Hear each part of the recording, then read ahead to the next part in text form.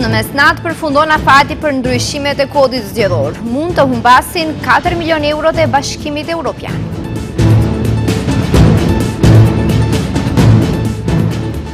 Opozita kritikon vendimin për të liruar Gruevski nga akuzat për pallatin e VMRO-s. Kryeministri e quan veprim të drejtë. Qeveria mbështet rregullimin e infrastrukturës në Saraj. Ndahen 379 milion denar për 12 kilometrat shtrat lumor. 10 vjet nga tentativa për grushtet në Turqi, presidenti Erdogan thotë se dështimi i komplotistëve është fitore e madhe e demokracisë.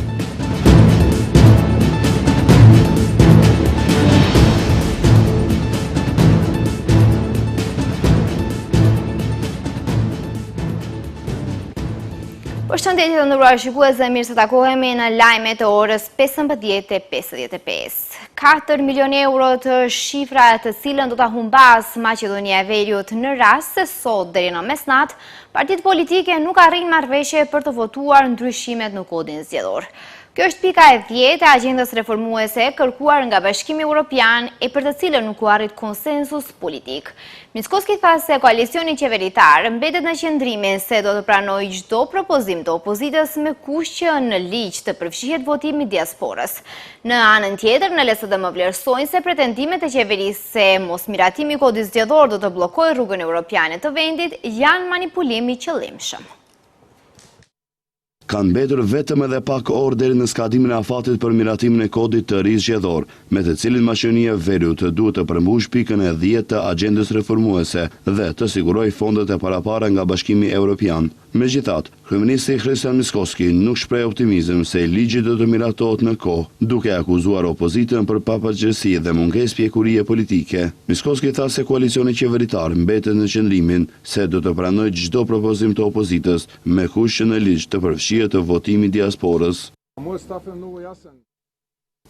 Ne si koalicion qeveritar e harmonizuam qëndrimin tonë dhe u tham qartë, merruni vesh, hartojeni dhe miratojeni ligjin. Për sa kohë që ne të përfshihet votimi i diasporës, ne do të mbështesim pa asnjë rezervë.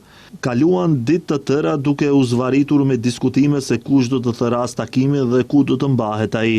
Sot i ftoi për pjekuri dhe përgjegjësi kryetarët e BDI-s, LSDM-s, Levicës, si dhe krahët e Selës dhe Taravarit, që si parti opozitare të ulen së bashku, të bien dakord dhe të miratojnë një ligj që përfshin edhe votimin e diasporës. Në momentin që ata thonë se gjithçka është përfunduar, ne do ta pranojmë pa polemizuar fare. Nuk e di se çfarë më konkrete mund të bëjë qeveria. Ndryshe nga kryeministri, nga opozitarja LSDM vlerësojnë se pretendimet e qeverisë se mosmiratimi i kodit zgjedhor do ta bllokojë rrugën europiane të vendit janë manipulim i qëllimshëm. Sipas tyre, Bashkimi Evropian nuk kërkon ndryshime në kodin zgjedhor sipas interesave të një partie politike, por zgjedhje të besueshme, të lira dhe transparente, gjyqësor të pavarur dhe luftë efektive kundër korrupsionit. Edhe pse përmirësimi i legjislacionit zgjedhor është pjesa e agjendës më të gjerë reformuese, zgjidhjet konkrete që pushteti po i shtyn aktualisht nuk janë detyrim ndaj Bashkimit Evropian dhe as nuk përbëjnë kusht për përparimin e procesit negociues. Këto janë propozimet të tyre e jo evropiane. Këto janë zgjidhje që hapin hapësirë për manipulime dhe kontroll të procesit zgjedhor, veçanërisht në pjesën e votimit të diasporës. Kujtojmë se LSDM dhe Levica janë kundër miratimit të kodit zgjedhor, madje ata kanë paralajmëruar se do ta bllokojnë me mira amandamente. Ndërkohë edhe kryetaria e Partisë Liberale Demokratike, Monika Zajkova, ka dalë kundër. Ajo thotë se propozimi për votim elektronik për diasporën, por jo edhe për qytetarët që jetojnë këtu, është skizofreni politike. Në rast se kodi zgjedhor nuk miratohet deri në orën 12, vendi rrezikon të humbas 4 milion euro nga fondet e Bashkimit Evropian, pasi nuk do të përmbush afatin për pikën e 10 të agjendës reformuese. Opozita po e kritikon kryeministrin edhe për një çështje tjetër. Dje gjykata ka vendosur që t'i japë të drejtë VMRO-s në rastin gjyqësor i njohur si Talir 2, duke e liruar nga përgjegjësia dhe ish kryeministrin e arratisur Nikola Gruevskin. Zëdhënësja e LSDM-s Bogdanka Guzevska deklaroi se pas këtij vendimi u bë qartë pse u largua nga kjo lëndë prokuroria Lenqe Risovska. Ndërkohë, kryeministri Kristian Mickoski e quajti të drejtë këtë vendim, ndërsa për lirimin e Nikola Gruevskit, tha se vendimi për të është si pasojë ndryshimeve të kodit penal, të cilat i solli qeveria e atëhershme LSDM-BDI. Tani të gjitha kanë të qartë se përse larguan Lenqe Risovskan, përse ju morën kompetencat, përse ishin në shënjestër gjykatës dhe prokuror, të gjithë që kishin lidhje me lëndët Talir 1 dhe Talir 2. Kështu akuzoi zëdhënësja e LSDM-s Bogdanka Guzevska pas vendimit të djeshëm për ta liruar nga akuzat ish kryeministri Nikola Gruevskin edhe refuzimin e konfiskimit të selisë VMRO-DPM-s. Gjyqësori dhe prokuroria nën kontrollin e Mickoskit e shpëtuan Nikola Gruevskin nga përgjegjësia për rastin Talir 2 dhe e hoqën konfiskimin e pronës kriminale të VMRO-s. Pallati i bardh me vlerë prej 14 milion euro dhe prona tjera partijake në vlerë prej 2 milion eurosh janë sërish në duart e VMRO-s. Kështu është kur në pushtet është organizata kriminale dhe e kontrollon gjyqësorin. Vendimin e djeshëm për rastin Talir 2, kryeministri Kristian Mickoski e quajti të drejtë, ndërsa për lirimin e Nikola Gruevskit, të cilit preferoi të mos ia zë as emrin, tha se vendimi për të është si pasojë e ndryshimeve të kodit penal, të cilat i solli qeveria e atëhershme LSDM-BDI. Në atë periudhë, VMRO-DPM ishte nën persekutim penale dhe të lloj agresioni, do të thoja nga qeveria e kaluar, duke shpikur raste që nuk ekzistojnë, Talir 1 dhe Talir 2. Dje gjyqi përfundimisht, sa i përket partisë politike VMRO-DPM sollën vendim i cili është në pajtim me drejtësinë. Sa i përket personit të përfshirë me pjesën tjetër të vendimit, nga ajo që mund ta lexoj, mund të them se bëhet fjalë për pasojët e ndryshimeve të kodit penal, të sjella nga qeveria e kaluar LSDM dhe BDI. A i shtoi se si rezultati atyre ndryshimeve shumë amnisti politike ka pasur dhe do të ketë. Lirimi nga akuzat për Gruevskin erdhi në gjykimin e rastit Talir 2 për ndërtimin e paligjshëm të VMRO-DPM-s. Në gjykimin e parë, Gruevski u dënua me 6 vjet burg. Prokuroria e këtij rasti, Lenqe Risovska, në prill të këtij viti dha dorëheqje nga posti. Paraprakisht kishte përplasje verbale mes saj dhe kryeministrit. Gjithashtu, Këshilli i Prokurorëve Publik refuzoi ankesën e saj për sulm ndaj integritetit dhe pavarësisë profesionale, ndërsa Prokuroria Publike e Shtetit vendosi t'i tërheqë autorizimin për përfaqësim në raste kyçe në fazë përfundimtare, siç ishin lëndët Talir 1 dhe Talir 2. BDI thekson se të dhënat zyrtare të publikuara nga Ministria e Mbrojtjes tregojnë se të 10 drejtorët e Ministrisë së Mbrojtjes janë Maqedonas, ndërsa asnjë shqiptar nuk ushtron funksion drejtues në nivel drejtorie. Partia thekson se ky disproporcion paraqet një goditje të rëndë ndaj parimit të përfaqësimit të drejtë dhe adekuat, një nga shtyllat mbi të cilat është ndërtuar stabiliteti institucional dhe marrëdhëniet ndëretnike në vend. Edhe më shqetësuese është heshtja e vlenit. Për më shumë se 2 vjet në pushtet, përfaqësuesit e tij nuk kanë arritur të mbrojnë as përfaqësimin minimal të shqiptarëve në institucionet kyçe të sigurisë.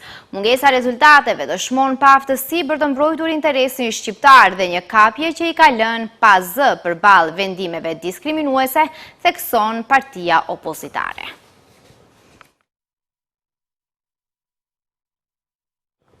Ndërkohë ka reaguar edhe zëvendës ministri i Mbrojtjes Admir Shabanit, i cili ka thënë kritika të ashpra për BDI-n, duke i akuzuar për mungesë të përfaqësimit të shqiptarëve në pozita drejtuese në Ministrinë e Mbrojtjes. Në një postim në rrjetet sociale, Shabani tha se me lot krokodili nuk bëhet politika, as shihet e bëma, duke shtuar se dita ditës po bien maskat dhe po del fytyra e vërtet e më shumë se 2 dekadave të qeverisjes së BDI-s.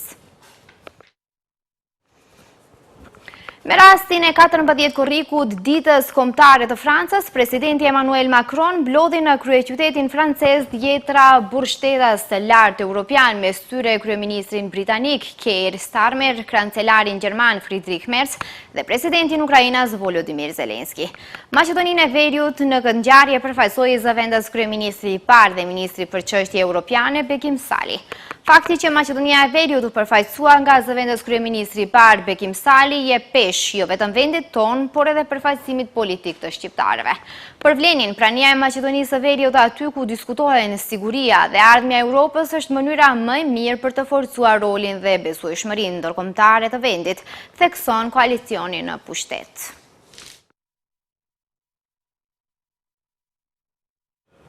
6 milion euro të siguruara nga Ministria e Mjedisit Jetësor dhe Planifikimit Hapësinor do të përdoren për rregullimin e shtratit të lumit të thatë në gjatësi prej 12 kilometrash nga fshati Bojan deri në fshatin Glumov.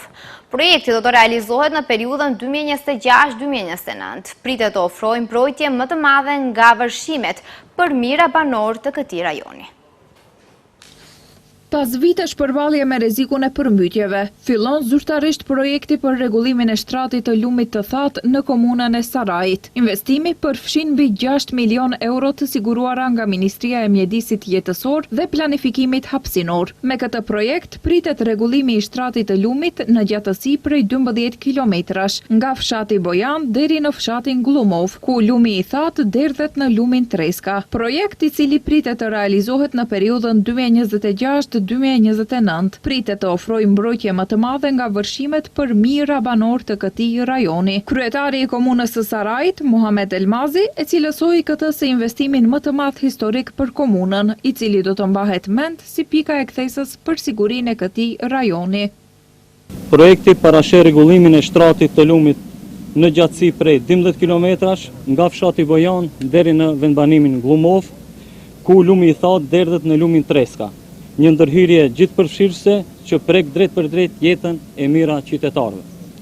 Për realizimin e këtij projekti madhor, Ministria e Mjedisit Jetësor dhe Planifikimit Hapësinor ka siguruar mbi 6 milion euro, një shifër që flet vetë për peshën dhe seriozitetin e këtij investimi. Bëhet fjalë për një angazhim shumë vjeçar, strategjik, i cili do të realizohet në periudhën 2026-2029, ndërsa punimet kanë nisur tajmi zyrtarisht me 7 korrik 2026, një datë që do të mbahet mend si pika e kthesës për sigurinë e këtij rajoni. Ndërkaq, Ministri i Mjedisit Jetësor dhe Planifikimit Hapësinor, Muhamet Hoxha, tha se rregullimi i shtratit të lumit të thatë garanton mbrojtje më të madhe për banorët, pronat dhe tokat bujqësore të kësaj zone. Rregullimi i shtratit të lumit të thatë është një zgjidhje e drejtë për drejtë për problemet shumë vjeçare të banorëve të kësaj komune. Për këtë qëllim, si ministri kemi siguruar mbi 379 milion denar nga buxheti i Ministrisë së Ambientit Jetësor dhe Planifikimit Hapësinor.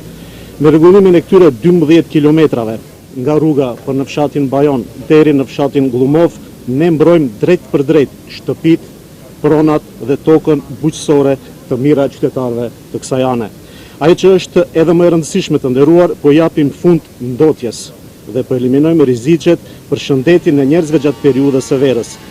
Ai tha se qytetarët e Sarajit meritojnë një mjedis jetësor të pastër dhe një jetë më të sigurt. Ndaj, sipas tij, ky investim është pjesë e ofanzivës së tyre të madhe infrastrukturore që po realizohen në mbar vendin. Ministri i Transportit dhe Lidhjeve Aleksandar Nikolovski ka deklaruar në kuvent se dinamika e rrugës ndërshtetërore midis Tetovës dhe Prizrenit, një nga lidhjet midis Maqedonisë së Veriut dhe Kosovës, po shkon mirë. Ai sqaroi se një komision ndërshtetëror është formuar në kuadër të ndërmarrjes publike për rrugët shtetërore, i cili po punon në përgatitjen e dokumentacionit të nevojshëm, të cilin por përgatit Fakulteti i Ndërtimtarisë. Në pjesën relativisht më të lehtë të projektit, puna është përfunduar. Megjithse projekti është mjaft i ndërlikuar. Tani janë kërkuar të dhëna nga Fakulteti i Ndërtimtarisë në lidhje me tunelin ndërkufitar, sepse ideja është të lidhen dy vendet me një tunel ndërkufitar. Janë kërkuar të dhëna edhe nga Republika e Kosovës, sepse tuneli do të fillojë në territorin tonë dhe do të përfundojë në territorin e Republikës së Kosovës. Dhe pas marrjes së të dhënave, Fakulteti i Ndërtimtarisë do të fillojë projektimin e zgjidhjes së tunelit, sqaroi Nikolovski.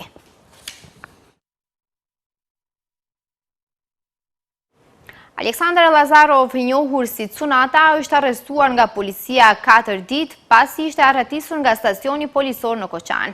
Opozita e ka cilësuar ngjarjen si një skandal dhe shprehu dyshime për lidhjet e Lazarovit me përfaqësues të pushtetit. Ministria e Punëve të Brendshme ka bërë të ditur se Aleksandar Lazarov, i njohur si Cunata, po ashtu edhe i dyshuar për trafikim droge, para 4 ditëve u arratis përmes dritares nga stacioni policor në Koçan, por është arrestuar sërish nga ana e policisë. MPB njoftoi se pas arratisjes nga stacioni policor, ndaj tij ishte lëshuar urdhër arrest qendror dhe ndërkombëtar. Më 14 korrik 2026, pas informacioneve operative për një person ndaj të cilit MPB kishte lëshuar urdhër arrest qendror dhe ndërkombëtar nga zyrtarët policorë të SPB Shkup, sektori për kërkime, u privua nga liria Aleksandr Lazarov, 41 vjeçar nga Koçani. Për Aleksandr Lazarov ishte lëshuar urdhër arrest me kërkesë të gjykatës themelore të Koçanit, si i dyshuar për veprën penale sipas neni 215, paragrafi 1 të Kodit Penal. Personi është dërguar në stacionin policor Kisella Vodë për procedurë të mëtejshme.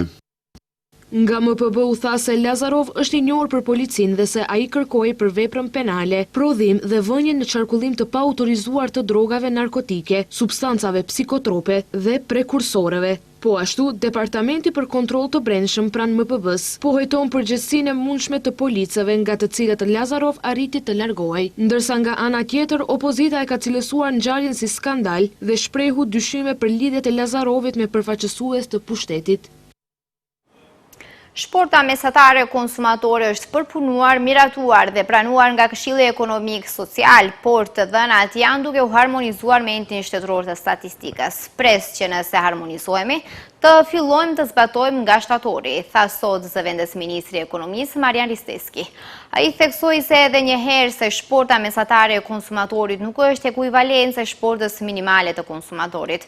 Të përsëris për të satën herë se shporta mesatare e konsumatorit nuk është ekuivalencë e shportës minimale konsumatore, e cila nuk është minimale, ajo publikohet nga sindikatat sipas disa parametrave të tyre. Kjo shportë do të jetë e dobishme për ne për të zhvilluar politika të shëndosha ekonomike, për të miratuar ligje, vendime dhe masa të shëndosha bazuar në të dhëna statistikore të përpunuara mirë, nënvizoi Risteski.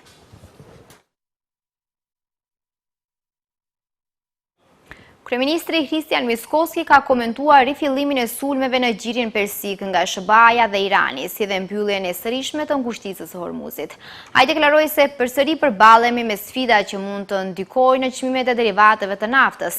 Ne i parashikojmë të gjitha këto. Gjendja e krizës zgjat deri më 20 korrik. Mendoj se tashmë janë plotësuar kushtet që nga e hëna të kemi sërish ulje të akcizave për benzinën pa plumb dhe për dizelin, tha Miskoski. Sipas tij, fillimisht duhet të mbyllen tregjet sot dhe të bëhet analiza për 15 ditët e para.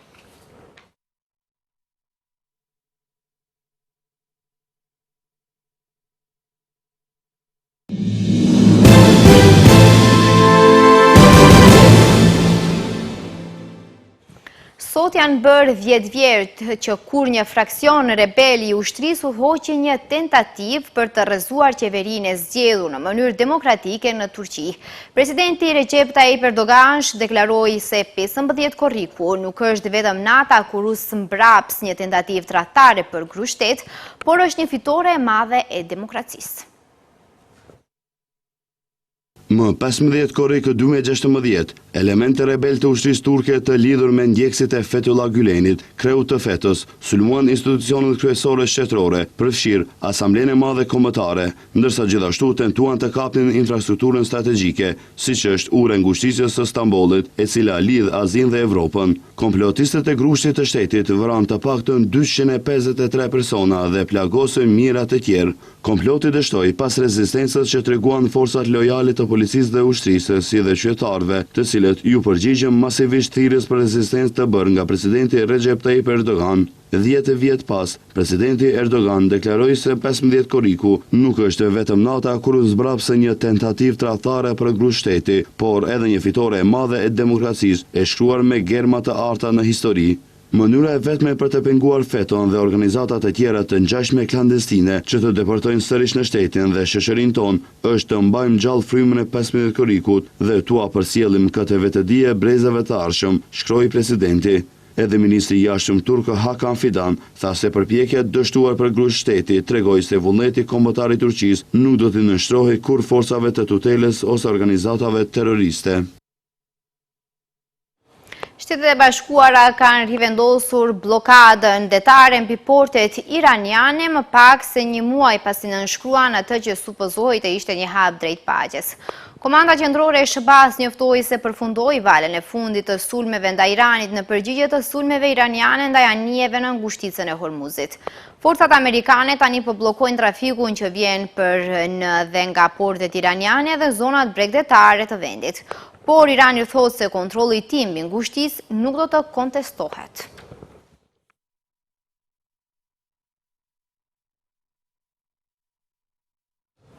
Një grup senatorësh dy partijak në Shtetet e Bashkuara e paraqiti më 14 korrik aktin për sanksionimin e Rusisë 2026 duke sjellë një paketë të rishikuar sanksionesh dhe tarifash, synimi së cilës është i godas financat e luftës së Moskës. Me projekt ligjin e ri, senatorët synojnë të tejkalojnë shqetësime që kishin bllokuar versionet e mëparshme të legjislacionit. Projekt ligji i cili ka siguruar mbështetjen e më shumë se 26 bashkë sponsorëve nga të dyja partitë, ka fituar rëndësi të shtuar politike pas vdekjes së papritur të senatorit Lindsey Graham javën e kaluar, i cili ka qenë njëri nga hartuesit kryesor të tij.